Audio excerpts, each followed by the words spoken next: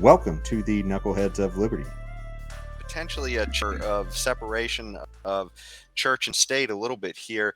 So essentially, there was a football coach who was praying after games on the field, and he was. And so it was voluntary. He wasn't forcing any players to do it, but he would just sort of go out on his own at the end of the game, take a knee, and just sort of pray silently to himself, I guess. And so I guess a lot of other players started doing it with him, and the school then got upset about it, and so they fired him for it.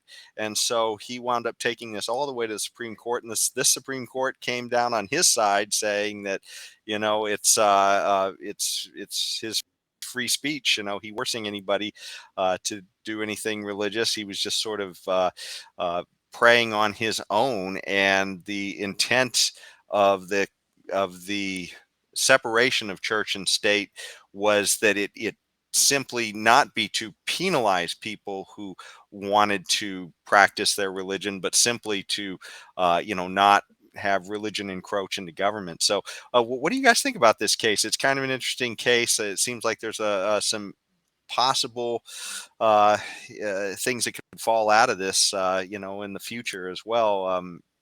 Yeah, why don't you guys jump in on this?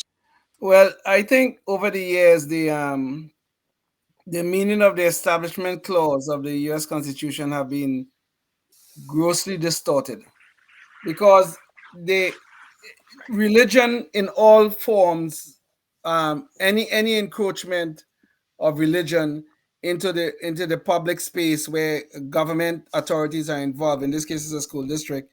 It it was interpreted to mean that no, there's always that separation. There always should be the separation. But the intent of the Establishment Clause was to prevent and to prohibit the government from advocating for a particular religion. So, for instance, they can't say, well, we only want the Catholics in this space, we only want the Anglicans in this space, or the Muslims in this space, or whatever. The government cannot. The government has to be totally neutral in the terms of the advocation of religion. But what have happened over the years is that every form of religion expression have been treated as a violation of the Establishment Clause. And what the court is trying to say, that is incorrect. Okay. In this particular case, the coach, I think he was an assistant coach actually, was not forcing anybody.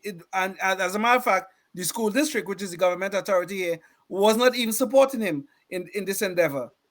So this coach was not forcing anyone to join him in this thing. He will go on the field on the 50-yard line, and some of his players will join him, and they will pray and that kind of stuff.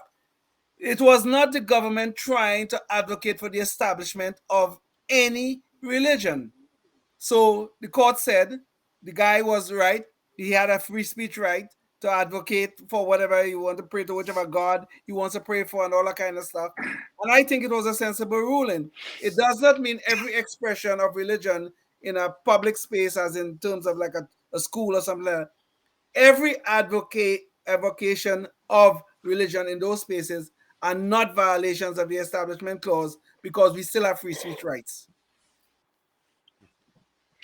Yeah, I think it was a good ruling too. That was a good explanation too, Leon, that I Thank thought you. you did Thank just now. I appreciate that. And yeah, I think the left just hates religion. you. Yes, we know.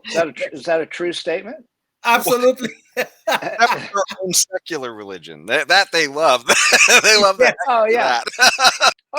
Yeah, exactly. So, for example, I mean, they want to be able to establish the religion of sex in schools. They Yes. want to make that the religion that they're going to teach your little Johnny and little Mary about, and they're going to make sure that they have the right attitude about all aspects of the human sexual experience embedded in their tiny little brains at the age of 5 and 6 and 7 years of age.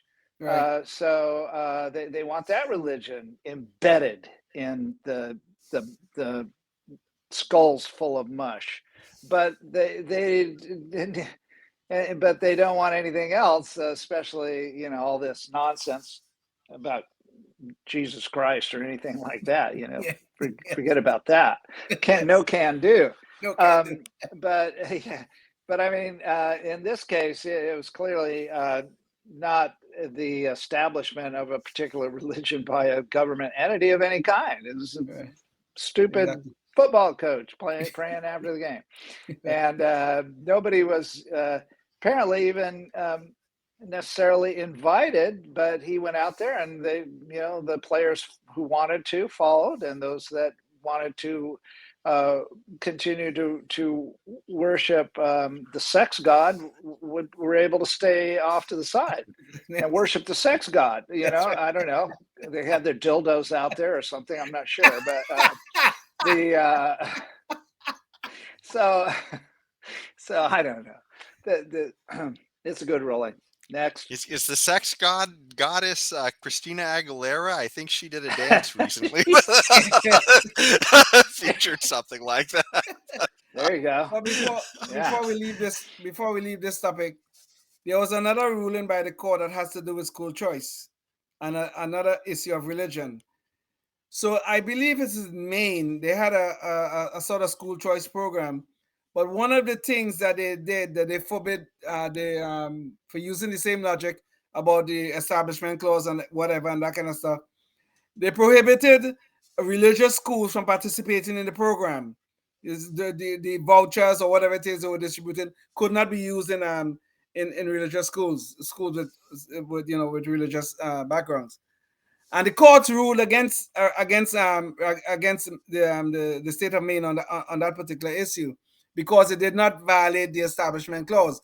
The money was going to give, or however the program was going to be administered, but it was the parents making the choice as to where they wanted to send the children. And that was an important factor. It's not the government was telling somebody they had to go somewhere or you had to go listen to this person or anything like that. The parents was making the choice. And the court said that the establishment clause was not violated by the parents making the choice and sending their kids to a religious school if they so chose. Yeah. Leon, was this SCOTUS or a federal court? I was just curious. This was the Supreme Court. There was a ruling. This was Supreme Court. Okay. Before this one we are speaking about. It's a slightly different time. I'm completely with you on the whole main thing, that one you just brought up. On this particular one, I just a tiny bit of pushback, and that's that, you could see where, let's say, for instance, if you were an administrator at a school or something else, and you had some kind of an after work get together or something else that's centered around religion, and you might feel compelled to go if you wanted to advance potentially, whether it be in some government agency, right? If you're not hanging out with the people, right? Then, but to me, the solution is not to bar people from being able to practice religion. The solution is, why have we gotten government so big that it's in everything so that we have to worry about religion butting up against it, right? If we had mostly private schools competing against one another, this wouldn't be an issue at all, right? All of these schools could literally just do, you could have a religious school over here, have a non-religious school.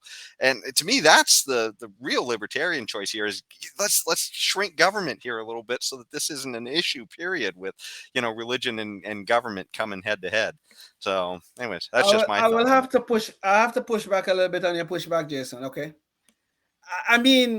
Sure, I can see where if for instance they're having some after school thing and it's religiously oriented, some kid might feel some pressure to go to that, even though the coach never said that you have to come to it, or whoever the administrator said you have to come to it, and without stating it, it could retard or keep them back from getting ahead in whatever program they engaged in.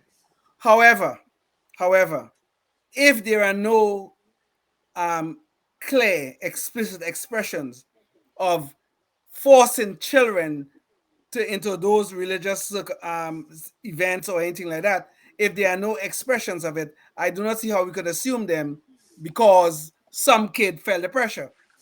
So Yeah. I would say, even in those cases where a kid may have felt a certain pressure, even though he was not told to do it, but he felt the pressure to do it, I would say in those cases, I don't think the establishment clause will be violated, even in those cases. But I do agree with your statement as the solution, the overall solution to this is where we have private schools competing against each other and that kind of stuff. I do agree with that, but I do push back on your original premise. Yeah, because I mean that's always going to be in the details. You know, you're always going to have to parse the story to figure out was somebody truly discriminated against or not. You know, and it's just like, well, let's just shrink government, and then we don't have to worry about it anymore. No, fair enough. Yes. Yeah. Life, liberty, and the pursuit of happiness, always and forever.